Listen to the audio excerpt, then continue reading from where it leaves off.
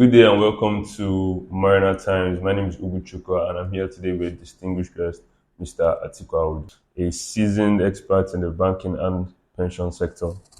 To start things off, I'll ask you: is there sufficient synergy between the Central Bank of Nigeria and the Debt Management Office? A synergy between central bank debt management office.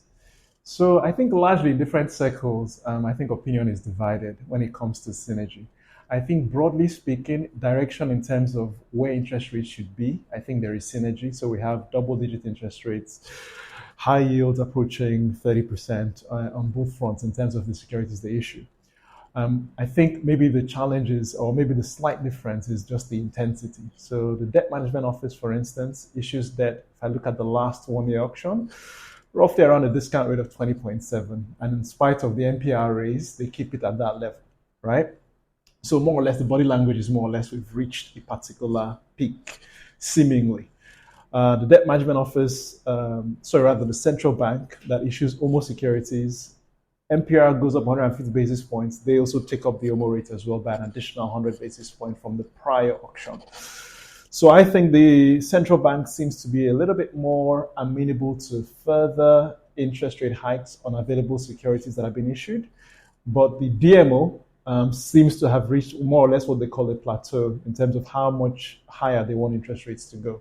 And if you look at the last MPC, the body language was sort of tilting more towards a deceleration in terms of the inflation rate and perhaps maybe a moderation in interest rates in terms of the hike magnitude going forward. So I think there is, but I think the intensity is slightly different. I noticed you mentioned the MPC meeting. What do you think prompted the decision to raise the monetary policy rate by 150 basis points to 26.25%? So I think two key things. So I think the first is to build on the already existing gains that had been achieved in terms of some inflows of FPI into the economy. So not willing to rock the boat too quickly. You want the transmission effect to be cemented. You want the transition effect to be fully entrenched before you begin to consider a review. So I think that prompted the 150 basis point hike. The penultimate hike was about 200 basis points. So if you're going from 200 to 150, you're probably decelerating, but at the same time, you're also protecting the gains you have. So that's one. I think secondly, in the last 1 month, there had been a resurgence of pressure in terms of the FX. And I think that perhaps gave a bit of concern. So even though you had month-on-month inflation decelerating, you had food inflation decelerating, I think broadly speaking, on the balance of probabilities, they decided to hike, but not as aggressively as they did in the past. How, in your opinion, can CBN address the clog in transmission of its policies brought about by monthly allocations to the states and local government?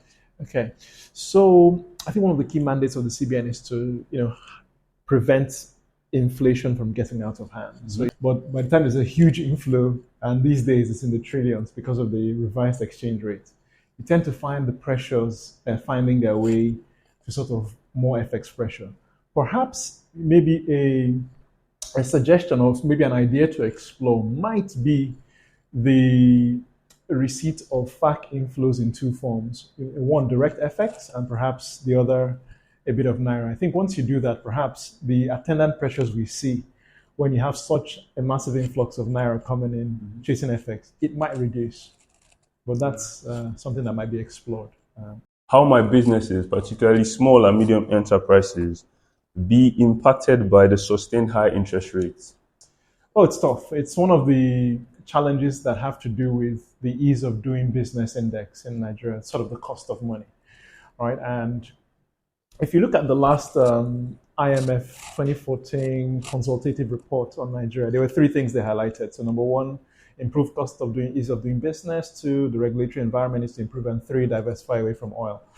So I think on the first one, that's where this pressure of interest rates, filters through, and it just becomes a struggle, really. The margins shrink, and it becomes a little bit difficult when you hear of terms such as the crowding out of the private sector. This is what we refer to, where rather than a bank taking a risk on, an SME for a return that might not be guaranteed due to the uncertainties of the economy and the high interest rates, why don't I just buy a 1 year instrument at 25%. So it becomes a real challenge for businesses to access capital.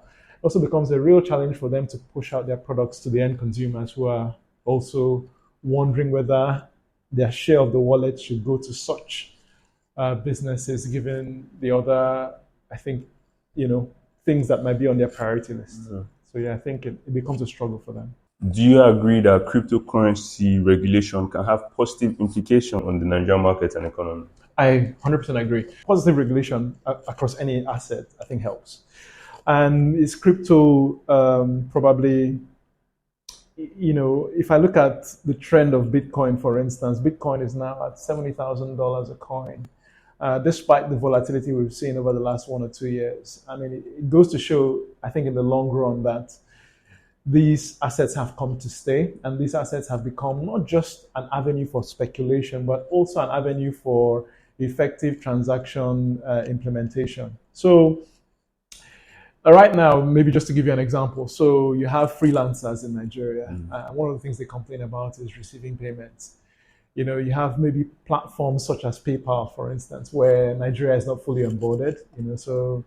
That has been the case for quite a number of years. So it makes it easy to receive payments and to offer services across the world, where you don't have to wait for 1 or 2 days to get your payments, where you don't have to pay exorbitant transaction fees to get your payments. So I think opening up that store of value and making it regulated in such a way that nefarious activities are not carried out on such on the blockchain technology, I think would be positive for the economy.